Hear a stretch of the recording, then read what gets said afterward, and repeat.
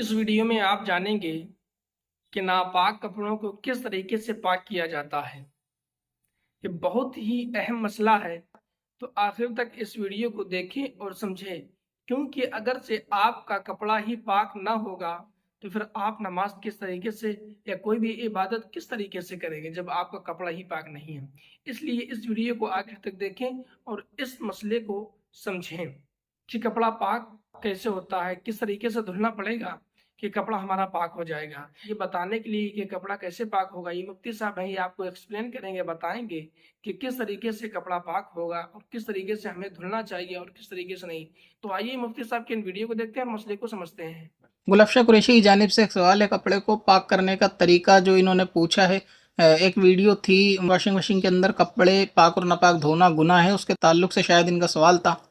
कि यानी अगर सारे कपड़ों को एक बाल्टी के अंदर डालने के बाद किस तरह दिल में इत्मीनान हो कि वो कपड़े पाक हो गए, उसको पाक करने का क्या तरीका। और शायद इसी से रिलेटेड एक सवाल और फरहीन मेमन करके यूज़र का एक सवाल है, वो ये पूछती हैं कि घर उनकी फैमिली बड़ी है और उनको भी कपड़े पाक करने का क्या मामला करना चाहिए। फैमिली बड़ी से मुराद ये है कि कपड़े भी ज़्यादा होते हैं और एक एक फ़र्द से ये पूछा भी नहीं जा सकता कि भाई आपके कपड़े पाक हैं या नापाक, तो ऐसी सूरत में क्या करना चाहिए।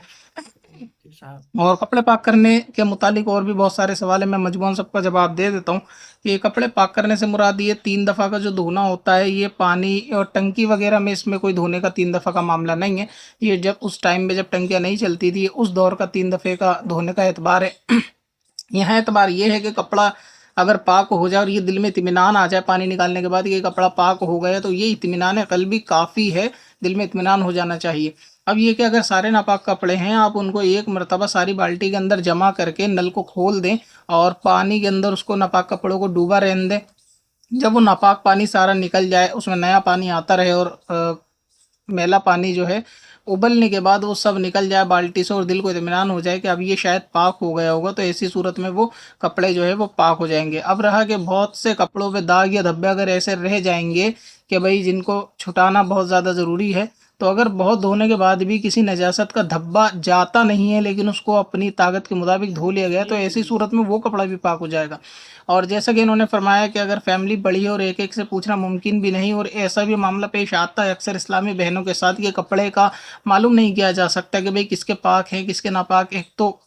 यानी हया का तकाजा भी रहता है कि औरत पूछ नहीं पाती, तो ऐसी सूरत में क्या करना चाहिए कि जेंट्स हजरात जो होते हैं वो भी इसका इजहार नहीं करते, वो मेले कपड़ों के अंदर कपड़े डाल दिए और अपने जो है न चलते बने।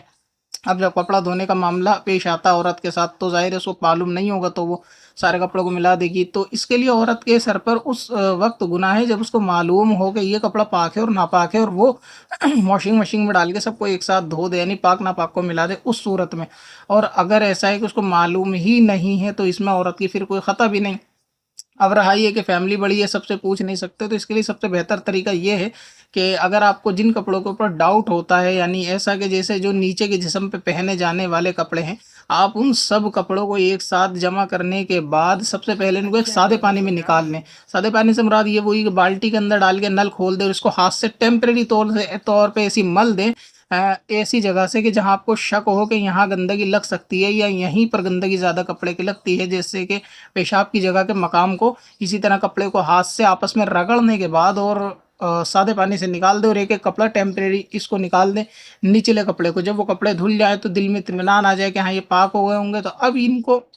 ऊपर के और नीचे के सारे कपड़े मिक्स करके मशीन में डाल के धो दें। ये इसका सबसे ज़्यादा आसान तरीका है। यानी ये वो जिस कपड़े के बारे में शुबा हो, या फिर आपने कहा कि पूछ नहीं सकते और ये भी नहीं मालूम कि कौन सा पाक है कौन सा नापाक है, तो इसमें यही चाहिए कि आप किसी बड़े टब या बाल्टी में पानी को खोल के उन पहले पानी सादे पानी से उन कपड़ों को पाक कर लें, दिल में इत्मीनान कर लें। दूसरा ये कि पानी अगर मान लीजिए कि मशीन के अंदर आपने कपड़े डाल दिए, ये मालूम नहीं कौन से पाक है कौन से नापाक, तो जब तक मालूम ही नहीं तो नापाकी का हुक्म भी नहीं दिया जा सकता।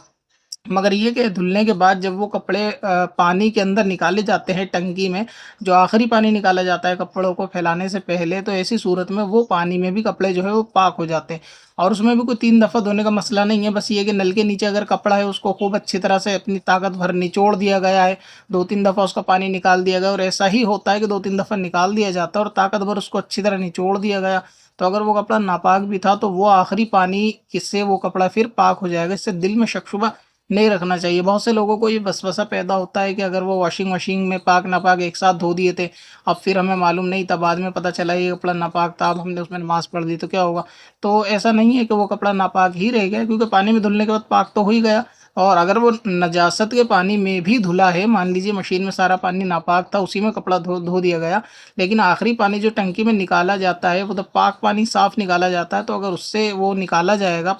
कपड़ा पानी में, तो वो सूरत में भी पाक हो जाएगा। तो आपको पूछने की भी ज़रूरत नहीं है और 3 दफ़ा धोने की भी ज़रूरत नहीं है। अच्छी तरह दिल में इत्मीनान करके सादे पानी से आप कपड़ों को इसी तरह धो लें, उसके बाद सारे को मशीन में डालें, फिर आखिरी पानी करके कपड़ों को जैसे निकालते हैं निकालें, वो सारे कपड़े जो है वो पाक ही शुमार किए जाएँ। उम्मीद करता हूँ कि आप अगर से वीडियो लास्ट तक देखे होंगे और स्किप नहीं किए होंगे तो आपको ये मसला समझ में आ गया होगा। ऐसे और मसाइल जानने के लिए हमारे चैनल को सब्सक्राइब जरूर करें।